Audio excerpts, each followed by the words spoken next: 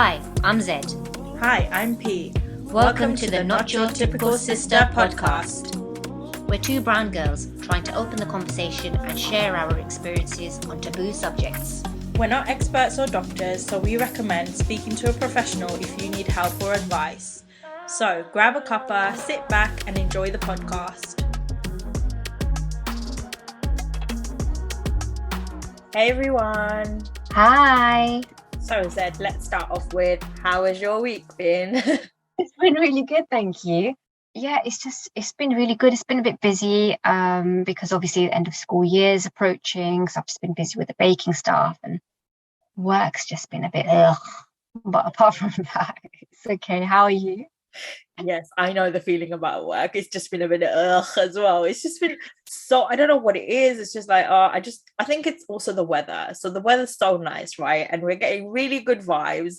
I know we always talk about the weather. I'm really sorry, guys. But in the UK, okay, we're obsessed. We're actually obsessed with the weather. Okay, so you're going to have to hear that quite often from us. It's just, it's so nice outside and like, I don't want to work. Like, so I'm feeling really deflated at the moment. It's just been a hectic week. It was Eid over the weekend, so we were really busy, like with family and friends and things. It was really, really lovely, but I just feel like this weekend I need some chill out time. No, I completely understand, and I'm so glad I'm meeting you in the weekend as well. I've got so much to tell you. Can't wait.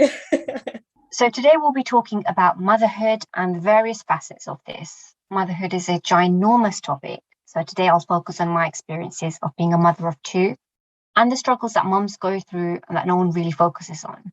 Of course, there are linked topics of infertility and struggles conceiving, but those will be covered in different episodes. So a bit of background about me that you may have gathered through previous discussion is that I have two children. One is 3.5 and the youngest is 1.5.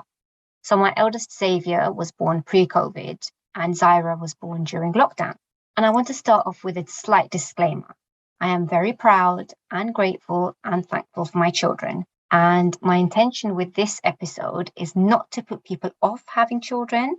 But what I've found in the South Asian community is that often if you complain about the struggles of motherhood, you're seen as being ungrateful. So the comments I've received in the past have been, you should be thankful that you have kids, or you think it's bad now, wait until they're older.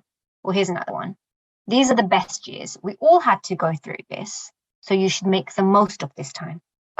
Guys, those comments are not helpful. Just because someone complains doesn't mean that they want that person or that situation to go away or that they're asking for advice. It just means that we're trying to express our feelings, vent out a bit of frustration, and that's perfectly healthy. It doesn't mean that I don't love them. That's so true, and it's just so sad that especially in Asian communities, I think it happens in other communities as well, but especially in the South Asian community, it's just so difficult when it's anything to do with feelings about anything. Your feelings are just so easily dismissed. It's like, oh, you shouldn't be talking about these things. You shouldn't be telling people how you feel, especially if you're upset or especially if you're finding things hard. It's just really sad, to be honest. And I think that our attitude about that really has to change.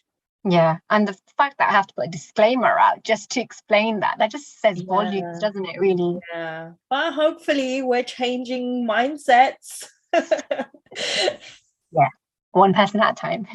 So, Zed, what were your expectations of having a baby? So when I was pregnant with Xavier, or I guess even before then, I was told that having children is the best thing that will ever happen to me, and that I won't be able to imagine my life without them, which is 100% true. Having my family has been the best thing ever.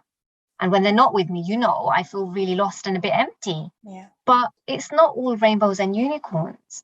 Being a mother is one of the hardest things, in fact, the hardest thing I've ever had to do. And my experience was that I felt like I lost my identity after I had my kids. So pre-kids, I loved reading, going to coffee shops, binge watching Gilmore Girls, traveling, and I guess being very independent. But post kids, especially in the first, I'd say 6 months, I wouldn't know what day it was. It's just a cycle of constant nappy changes, feeding, cleaning, sleepless nights. I don't think I've slept properly since having them. But the impression of motherhood that even the media portrays is ridiculous. Because if you just take a look at any pushchair advert, you'll see that the lady looks immaculately put together, smiling, wearing really light colours.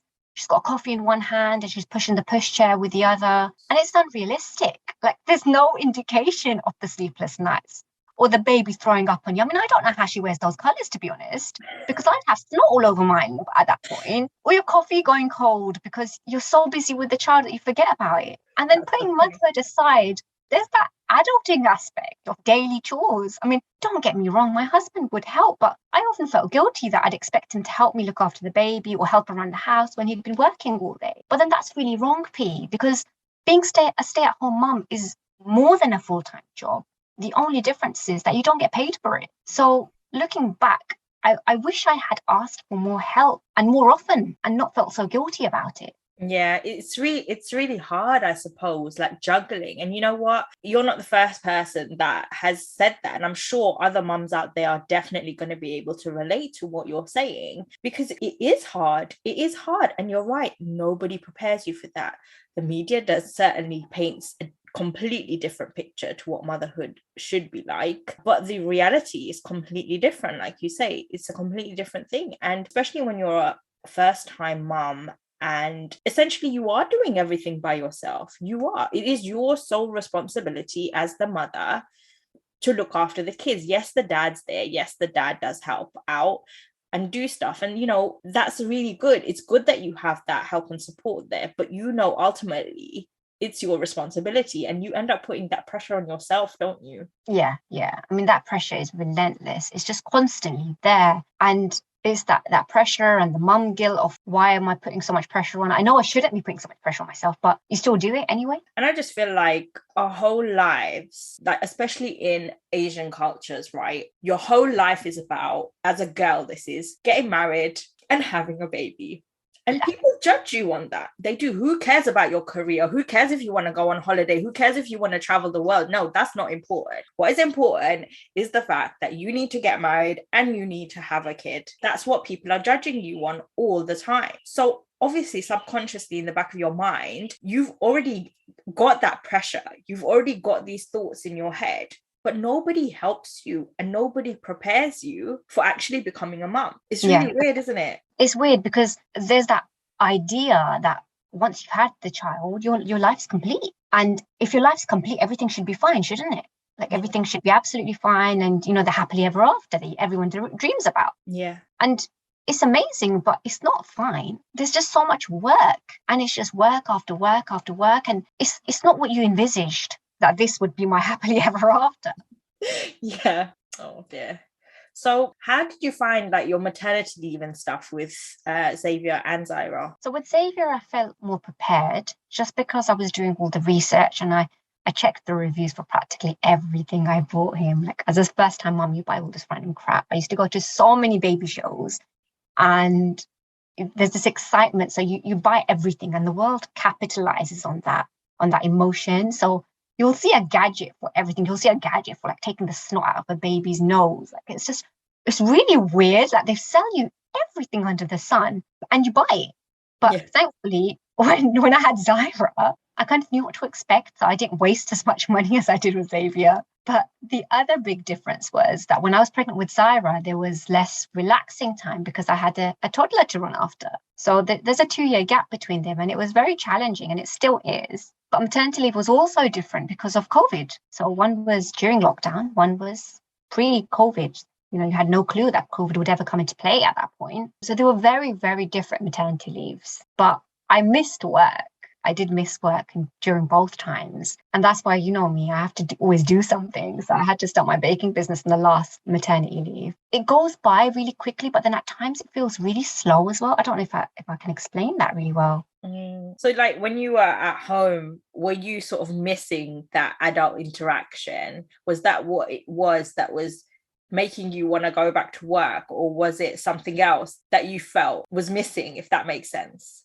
I definitely missed the adult interaction, but it was more along the lines of I was good at that. That was what I was really good at, P. I was good at my job. So I did that really well. Motherhood was something completely new to me. I don't think, I don't know, maybe some mums do think they're really good at their job. I certainly didn't think I was a good mum. I still have days when I think I'm not a good mum because you've got all these doubts. You're doing things for the first time. You know, sometimes you think, oh, have I given them too much screen time? I've given them too less screen time. I haven't taken them out as much. Like, P, I'm always saying this to you. I feel really bad. I haven't taken the kids out this weekend because I was really tired. And then you just don't feel like you're good at it. Whereas with my job, I missed that because I was good at it and I knew what to expect, and I knew what the outputs were. Whereas here, everything was just unknown. I don't think you're giving yourself enough credit here. You are an amazing mum, and you have to remember that. You really are. I think it's very easy to forget. And of course, it's all the worry, isn't it? You're worried all the time that you're not doing the right thing. And again, you're constantly putting that pressure on yourself. The kids are fine, mashallah. They're amazing. You've done the best that you can for them, and that's the most important thing. Yeah, you are right. But there's that constant, you're told not to compare. Everyone says don't compare, but you do. You compare yourself with other mums. You compare your kids with other children their age. You see on social media that so-and-so has taken their kids to the park and taken them to the zoo and taken them to so-and-so, and they're having doing all these home crafts and everything. And all you've done is had them in front of the telly for the last 2 hours because you're exhausted. And everything just makes you feel bad because there's that constant comparison. I guess what it comes down to is you're spending quality time with them. You're trying to do the best you can. And that's the main thing, is that effort, isn't it? Yeah. Like they say children won't remember the gifts they received. They'll remember the time that you spent with them. Yeah. And that's something that I try to focus on. And you're right, I don't give myself enough credit. And I try to remind myself, but then that's what I've got you for. Exactly. I'm always there in the background, like, Zed, you're amazing. Zed, you're doing great. Zed, hang in there. Zed, are the kids driving you crazy? Oh dear. Yes. Oh dear. So I guess what I wanted to know next was, what was the birthing experience like? Did it vary between both of the kids? So you could just talk a little bit more about that. Yeah, so with Xavier, I had a quote unquote natural birth, whereas with Zyra, it was a C-section. And I probably found Xavier's to be more traumatic just because I had a really big perineal tear that was stitched back together. But because of the scar tissue, it took ages to heal. I thought the hardest part would be to actually give birth. And don't get me wrong, I don't have a high pain tolerance, so my contractions still give me nightmares. But honestly, it was the healing after that I found intolerable. So that to me was really, really difficult, P. It was so hard to heal. And you're just in a new mom, you're supposed to be really excited, but all I could think about is I can't sit down and be comfortable because this is killing me. I remember us having conversations about that. I mean, obviously the whole birth experience in itself must have been traumatic, but then obviously not being able to be your normal self again afterwards, that must have been very difficult. Yeah, and I remember asking for an epidural when I went into the hospital. I had in my maternity notes, everything, and they just wouldn't give it to me, P.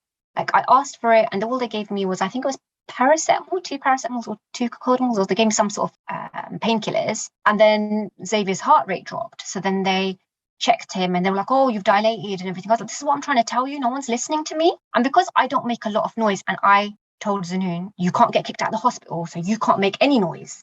So then they weren't taking us seriously. You know what he's like. He's going to say something stupid and he's going to get kicked out. Yes, so then I said to him, you can't say anything. And I wasn't raising my voice and making myself heard. And then when they took me to delivery, I had to just basically push Xavier out. And by that point, they couldn't give me an epidural. And I remember the nurse there, she came in and she was like, oh, did she ask for an epidural? Because don't give it to her. She'll have forgotten about it. It's like they thought I was deaf. But I was in so much pain that I couldn't respond to her. But I just thought, what an idiot. Like, why would you say that? That's and why would awful. It is awful, isn't it? Like, I'm in so much pain. But yeah, it was a horrible experience. I'll be honest. It was absolutely awful. But with Zyra, it was a planned C-section. So I had an indication that it was going to be painful. And I spoke to other people who had C-sections, and they were really helpful in the preparation of it. And I've got to admit that the staff, when I had the C-section, the anaesthetic, I can't pronounce the word, P, but the person who delivers that anaesthesia, what do you call it? Anesthesia. Now even you got me confused. Even I can't say it. I'm sure the person listening knows what I mean. But yeah, they were really good. It's just that the aftercare wasn't great. But I remember getting up sooner than I probably should have. I couldn't get very comfortable after I had it, so I couldn't sit up straight, and it hurt when I laid down. So I used to prop myself up with pillows because it's too painful to use my core muscles to pull myself up. And when I had Zyra, the restrictions were such that my husband could only be in the room while I had the C-section, and then the couple of hours that I was in recovery, but then he had to go home. So he wasn't allowed to come in and help me. So it was really, really hard. So essentially it was just me looking after the baby by myself after I'd had major surgery. And the midwives are supposed to help you, but then I'm really bad at asking for help as well. So there were times when I should have asked for more help and I didn't. And there were times when they could have helped and come in, but they didn't. But just going back to your question, the recovery process for both births varied. That's not to say one was easier than the other. And I hate it when people say that C-sections aren't really giving birth or that it's an easy way out. It's major surgery and the recovery should be treated just like any other major surgery. Instead, you're expected to get up and look after a little human being like nothing has happened. And it is miraculous what the body can do. But that doesn't mean it's easy or we should take it for granted. Yeah, no, definitely. You're right. You're definitely right about that. I don't think that we give ourselves enough credit as women, what our bodies actually go through, what we put our bodies through, and then obviously just expect to be normal afterwards. It doesn't work like that. Your body obviously needs time to recover.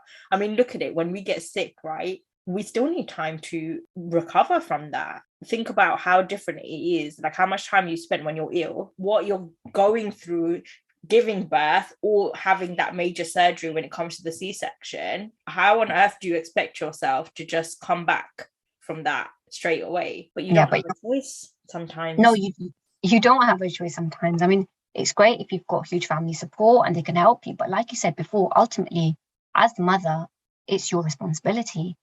And you just sort of forget about yourself, which is why self-care as a mum, it's a lovely term to use. It's impractical, I think, especially in those early stages. I think later on, yeah, but I think right at the start, your self-care is so, I don't know, it's just not there in this country at least. I've heard in other countries you get like 2 weeks after the mum has like a spa, like a pampering thing going on. I think in like Turkey or Egypt or somewhere. I've read about. God, we're living in the wrong country. We need to know, right? I know. They really look after the mum because obviously you've had this baby growing inside you, so the insides need to heal. Yeah. And they focus on that a lot in those countries. But here, no one really cares. Yeah, it's such a tough thing. And I think as well, like going back to what you were saying, I think your body automatically goes into this like fight or flight mode the minute you've given birth. Your natural instinct is the child. You're going to do everything for that child. Your body just adapts to the child, to whatever their routine is, to everything. Like you just know, you have like these spidey senses, if you will. Yeah. It's true. I know we've talked about a few things, but I just want to know from your point of view, what would you say was the hardest thing about being a new mum? So there were a few things, like I said, losing myself and being a mum, the loneliness after everyone leaves when you first had your baby, like your partner goes to work and it's just you and the baby day in, day out. And that loneliness sort of peaks at 3 a.m. when everyone in the world that you think is asleep, apart from you and the baby.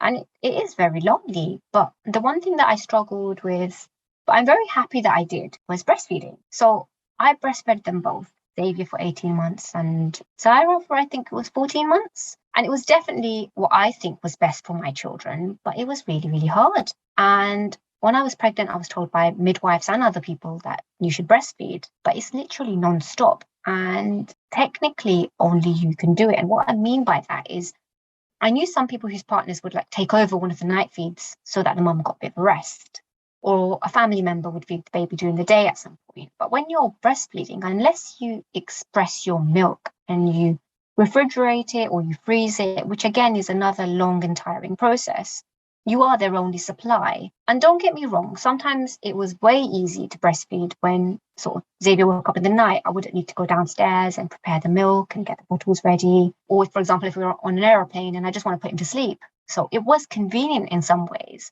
But there's that tiredness factor, like the cracked nipples and the soreness. And there's a lot more to it than just bonding with the baby. Also, I used to get really anxious and uncomfortable feeding in public. So I had this breastfeeding cover, which helped. But as the baby gets older, they pull on it. And it's really scary when you're trying to be discreet. You don't want to flash the whole world, do you?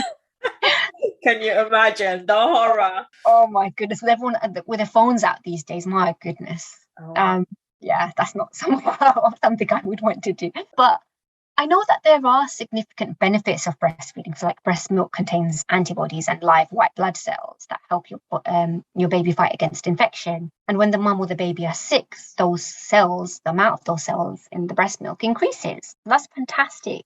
But I think there's a lot of pressure on mums to breastfeed, and I don't think that's right. So I often felt guilty of sometimes not wanting to breastfeed, and then I felt bad for thinking like that. But I would carry on because I thought it's best for the baby, and at times it was at the detriment of my health or mental health. I guess what I'm trying to say is do what's best for you and your baby. Like, try not to think too much of what other people are saying. I mean, I did have very supportive people. Like, there's a lot. I think the UK has one of the lowest breastfeeding rates in the world. And that's probably because of the lack of support there is there. So I can't say I had lack of support. Zanun was very supportive. Everyone is very supportive. My father-in-law, I remember he was very happy about it as well, because they know it's best for the child. But sometimes having a healthy mum is best for the child as well. So you just have to weigh these things out and just figure it out as you go along. yeah. That's really interesting, actually. Again, it comes back to that pressure that you're putting on yourself. You want to do what's best for your baby, but actually you have to also understand that if you're not okay, like you say, that's going to affect your baby anyway, because you're not going to be able to give them 100% of yourself, if that makes sense. Yeah, exactly. And it is really, really difficult. But I'm not trying to put people off breastfeeding. It is brilliant. But then there is so much support out there. There's lactation consultants, and there's people in the hospitals that can help when you've just had your baby and everything. And there's lots and lots of support out there for breastfeeding. And I remember in Xavier's time, there were even like breastfeeding classes that you could go to at your children's centre. So if you think you've got an issue, or for example, when they start biting and you want them to stop that because their teeth have come through and everything, you can go to these classes at your children's centre, and there is a lot of support. It's just, I guess, latching into that and just being aware of what is helpful out there and just carrying on for whatever you think. I guess just feeding your baby the way you think is right. Yeah. It doesn't have to be breast milk. It can be bottle fed. There's nothing wrong with that. Yeah, no, 100%. Often people or mothers probably feel guilty that they're not doing the right thing. And they also think, other people are judging them if you're not breastfeeding your child. Yeah. But actually there are other things that might be an issue. Like, what if the baby doesn't latch on properly? Yeah. What if they can't have breast milk and then you have to bottle feed your child? That doesn't say that it's the wrong thing to do. Yeah, exactly. I was just going to say that Zaira had tongue tie when she was born, so it had to be clipped, and that's why she wasn't latching on. Obviously, it's painful when she's trying to feed on you and she's not latching on and everything, and then she has that clipped, and it's horrible to see them in that much pain. But it's not painful, if that makes sense. Yeah. Like, she cried for a second and then that was it, but it was more painful for me to watch. But like you said, there's so many other things that can come in the way of it. What would you say helped you with having a new baby? Okay, so one of the things that helped when I had Xavier, and even whilst I was pregnant with him, was going to the antenatal and postnatal classes at the local children's centre. So as far as I'm aware, most places have a local children's centre, and they offer these classes for pregnant women and partners, as well as classes after the child's born. And the one I went to with Xavier, I think, was in my 3rd trimester. So it's like a number of weeks before you're due. And then the other people that attend that class will have a similar due date. And I remember dragging Zanun with me, and he was really reluctant in the beginning, to be honest, but he found them very useful too. And the reason for going to these was because, apart from seeing my nephews and nieces growing up, I didn't really know much about having children. So I wanted to learn a bit more about what to expect. And I found those really useful. So, like, they taught us how to give a baby a bath for the first time. This might sound silly, but one of the things that they said and they reiterated was that it's okay to hold your baby, in the sense that I was told that if you hold your baby too much, they get othered, so they get used to being held, and that you're spoiling them, and that it's a rod for your own back, basically. But scientifically, that's not true. Holding a baby close actually helps calm the baby down. Because if you think about it, they've been in your tummy for like 9 months, and they're used to your heartbeat. So obviously, when they come out, they're scared if they can't see you or sense you near them. So I thought those kind of things were really helpful. But aside from the stuff I learned, what was more important was the people I met. After I had Xavier, and the family and friends, they stopped coming around as often, because obviously everyone has different priorities and they're working on their own lives. And the baby's not the new commodity anymore. It's just you and the baby. And like I said, it gets really lonely. But those baby classes helped me meet other mums who were in a similar boat. And then I met some really lovely people, and we made a WhatsApp group. And basically, you can use it we used it to talk about the children, and if they got ill, we'd share advice and just talk and rant about your bad days as well, without any judgment. And I've made some really good friendships through those. So it's not just about the babies interacting with each other, because I remember when I used to take Xavier to those, everyone was like, he's 4 weeks, what is he going to do at a baby class? He can't even see properly yet. But it wasn't always about him. It was also about me meeting other people and having those sort of connections. So when Zaira was born, those classes weren't taking place, or they were online. So it's a completely different experience. But I think they've gone back to normal now.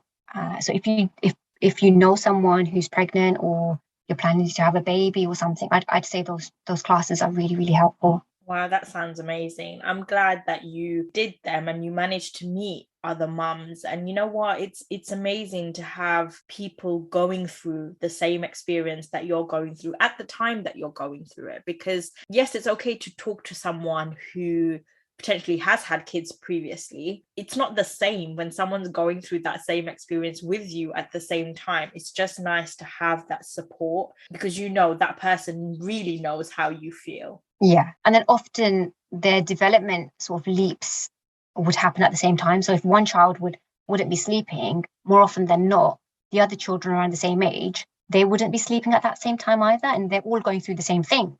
It's really bizarre, but it used to happen like that. There's a 4-month sleep progression, and it was really hard. But knowing that other people are going through the same thing, I guess makes you feel a little bit better, and that you're not quite as alone as you think you are. Yeah, exactly.